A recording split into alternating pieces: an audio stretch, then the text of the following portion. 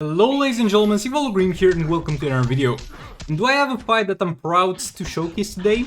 I've been trying for the past few weeks to one-shot Grodd with Darkseid plus Raven plus Brainiac, and this is the closest I've got, and it could have definitely been better, because over here at the start we messed up, and those few seconds that we lost at the start are going to kind of determine the not 100% successful outcome of this battle. Okay, so the strategy over here is to use Raven to apply the darkness stacks, and to use Brainiac, special one, to give Darkseid lethal attack damage, because Darkseid is a legendary character that benefits from Brainiac. And Brainiac can give him a ton of lethal attack damage, and lethal attack damage goes well with Raven stacks, and at the same time, on top of all that, we're going to have an All Blades on, not an All Blades, excuse me, a Beta Club on Darkseid. And that Beta Club will scale extremely well with all the Raven stacks and all the Brainiac lethal attack damage stacks. So what is the plan here? Because as you can see, we're using kind of Darkseid as a damage dealer, but Darkseid barely entered the fight so far, and we barely did any damage. So over here I messed up with Raven again. Another little bit of a mess up that might have contributed to my eventual, let's call it not so successful, let's not call it a fail, because this is a pretty good achievement, as you'll see. But yeah, the strategy is to keep buffing Darkseid, going all the way to 10 lethal attack damage stacks on Brainiac, and then tagging him in the last minutes to do as much damage as possible. So everything that leads to the last few minutes of the fight will be just juicing up Darkseid. And other than that, we'll just let him do the damage afterwards. I think that's very important here is that I have the Sword of Sin on Raven, because we need Grodd to be burning so that Darkseid can apply high enough Beta Club damage. And you might be like, well, burning reduces defense, Beta Club does dot damage, why you need to reduce his defense? Well, because the Beta Club dot damage is dependent on how much damage you deal on your basic attack hit. And that's why he needs to have low armor. Okay, so we tag Darkseid in over here. Not too crazy amounts of damage, just 2 million, 5.7 million dot damage. What is happening, ladies and gentlemen? That Grodd is going down very, very fast. Again, a 5.7 million dot in there. Darkseid going back in. Engage the combo, and over here we have a little bit of a problem that could have been avoided. I was just dumb, shouldn't have done that last special too, and I should have tagged in the Parademon. I was like, oh, we can just outlast him until the end of the match without him being able to do anything. We got Raven back in here to kind of reapply the darkness. We even lost the darkness stacks. Like, at this point, look, I didn't know what was going on. I was not expecting damage to be that high, but holy shit, ladies and gentlemen, we almost managed to one-shot Grodd. We're not gonna be able to, sadly. All I had to do was tagging Raven in time and refresh those darkness stacks in time. But trust me, we'll get him next time. But right now we're just left with 104 million damage. And yeah. Also, please do keep in mind, because there's a lot of new players watching me. Darkseid is not a good damage dealer by any means. We're just juicing him up with Brainiac and Raven. And while the damage that you have seen is amazing, other characters with this combination can do even better. So don't build your Darkseid as damage dealer, ladies and gentlemen, because without the Beta Club, a Raven and the Brainiac, that's a pretty high price to pay. You're not going to be dealing much damage. But yeah, now getting back to the next pip, I'm going to be using here Silver Banshee plus Reverse Flash.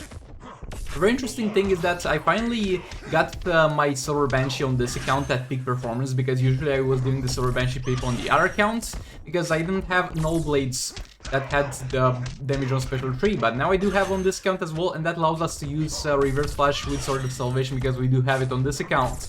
And boy, oh boy, is it the best thing in the world. So the gameplay that you're seeing over here, you wouldn't see before the second minute, because the power generation would simply not allow us to tag in and out as often and keep 4 All Blade stacks up. Like, the first minute of this fight is a struggle, but the Sword of Salvation kind of saved us here. Well, a little bit of an intended pun, I guess, and allowed us to deal a huge amount of damage.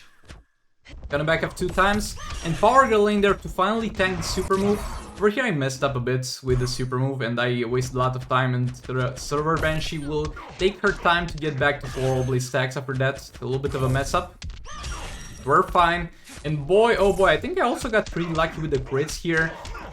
But the gameplay in the first minutes that this strategy allows is just insane, because you wouldn't get to that perfect scenario gameplay until maybe 1.5 minutes left out of the fight.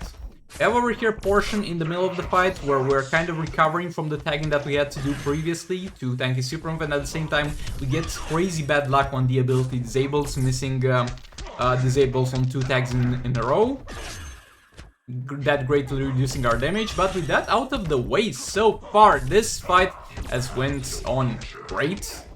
Again, we're having pretty amazing luck on the crits on the special tree, and I'm overall very happy with this fight, and I'll keep using Sword of Salvation on this because it simply seems that it's highly optimal. Just don't let your reverse flash tank super move. I'm honestly afraid to try it and see with how much health he's left, because I never actually let him tank the super move, but I might try it at some point and see how bad he takes it. He's got like, he's not a very built one, he's got like 30k health and 60% defense. He should be able to survive it, but not with much left. Yeah, that's pretty much it for this one as well, and we're going to end up with the huge damage of 41 million. 41 million, I think that's a personal best over there. Obviously, higher damage can be done, but I'll just say I'm happy with that. Right here we're fighting Scarecrow with the Bad Ninja team, obviously level 6 Beta Club on Catwoman. Oh, by the way, if you're wondering about the artifact levels on the first fight with Darkseid, that was a level 6 Beta Club on Darkseid, so that fight can be done with far more ease, and that's a 5-star Darkseid with like a 4-star Brainiac, and a 4-star Raven at that. So there's definitely higher damage potential, and what I did there would be far easier to do with, let's say, a better team. Okay, so here we didn't get the worst luck in the world. Like, it took him overall a huge amount of time to kill all our characters, but at the same time we did a lot of work with Catwoman while she was getting tagged in and out. Special tune there. And yeah, so for this fight, our aim is to reset our Beta Club once we are at max lethal attack damage, and at the same time we need to hit, for the most optimal amount of damage, we need to hit a swipe that also takes benefit from the 5th Gorilla Grodd hit, and at the same time is going to be also lethal and a crit. And that thing is very hard to do. I'm just doing, at the start I think I wasted a lot of time because I was just doing my combos and waiting for that hit to be on a swipe right. And when it finally is on a swipe right and we get that 5th hit Gorilla Grodd passive that increases our damage, guess what? The swipe right doesn't crit or lethal. Or at the very least only one of them, and the Beta Club damage is terrible. And yeah, it's very rough. Okay, we have the 5th hit ready here, but I'm dumb and I didn't do a swipe right over there. Again, I'm trying my best to learn the strategy because look, it's very hard to have that 5th hit that the Gorilla Grodd buffs at the ready. And over here we managed to reset at some point the Beta Club damage, and when it's both a crit and a lethal, it's above 1 million, so we'll take it. It's a little bit late into the fight for that to happen, so our damage will not be crazy high. Keep in mind, we have a level 6 Beta Club, so not a maxed out Beta Club by any means. Special tree in there, combo interrupting again, and so right now it's going to be just the good old Batman Ninja Team gameplay until the very end of the fight. Combo interrupting 2 times into special trees, and other than that, just refreshing the special 2 whenever we need to, because that helps keep up the lethal attack damage. And the Beta Club dot seems to be consistent, it seems to be capping at 1.2 million or something like that. I guess that's the highest amount we can get, considering how much we got on that hit, if we have max lethal at the moment when that triggers. So yeah, not the best Scarecrow fight, but at the same time not the worst. I'm neutral towards the results. Could have been far worse, could have been far better. But I thought this pape would be also interesting to showcase. Okay, 58, not bad, not great, not terrible. Okay, now for the last fight. And honestly, this fight will seem terrible, because I did a lot of mess ups. Over here in the first few seconds, I did the second special while he was not blocking, got my Multiverse armor super well damaged. And yet again, I think it was crit luck because I have no idea how I got such a high amount of damage. This is my second best multiverse pip in terms of damage, not in terms of gameplay, keep that in mind. Multiverse armor sprinkle in, special 3, flashback in, engage the combo, multiverse armor sprinkle back in, special 1 to refresh the burn. Right now we back off a few times to tag in rate to do the super move. This part went smooth enough. Okay, she's back in there. I'm gonna use the special 1 again to get that burning refreshed, and now we're going to transition on our good old gameplay with Flash. Special 3, flashback in, trying to get him all the way to the corner. Supergirl in, blocking, flashback in, re-engage the combo. Turn into a special 3, backing off 2 times, actually only 1 time, my bad, and special 1. Flash in with the swipe down, re-engage the combo. Multiverse armored Supergirl in, special 3. Blocking that, re-engage the combo with Flash. Combo interrupt again. Again, 3 hits into a special 3 into a block, there we go.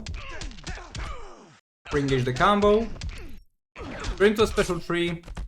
And I don't know what happened here, I had a little bit of a brain fart. It happens from time to time, but for some reason, for the rest of this fight, I don't know why I had the idea that when I need to refresh the burn and back off and hit him again, I need to like back off 2 times instead of 1 time. I did that a couple of times. Looking back on it, I have no idea what was going on in my brain, but yeah, that happened. That happened at some point. Engage the combo, straight into a special 3, block, use a special 2, and we were unable to go straight into a special 1 for some reason after special 2. Like, you can do that from time to time, and usually we're going to be easily able to avoid that, but over here we were not. Thankfully used another special 2 and didn't start hitting us, because that would have killed Multiverse Armored Supergirl, but that forces us to transition into double swipe back tagging, because right now we don't have the option anymore to block the first hit, because blocking that will kill us. And that's not a great experience, as you might expect. Multiverse Armor Supergirl back in. You do only 2 hits, like with the strategy where you block the first hit and then tag out, you should do 3 hits before the special 3. Over here we should do only 2 hits, because the third one is just wasting time. And if you do it too many times in a row, you might end up not... again, end up doing a special 2, but over here we went well. But yeah, if you do it too many times with 3 hits, you might end up to a point where your special 3 is not casted on for all the stacks. Our special 3 in there again. I think the high damage was because of the luck on the crits. And looking back on this fight, we didn't do that badly. We had a few mistakes, but the core gameplay was kind of there. Yes, I know there's a new multiverse strategy that's been made and it deals more damage, but I'll need to practice that a little bit more. But yeah, with all that being said, thanks so much for watching. Please like, comment, subscribe, and share if you enjoyed this video. And with all that being said, I'll hopefully see you on the next one. Yeah, the damage is surprisingly decent, actually.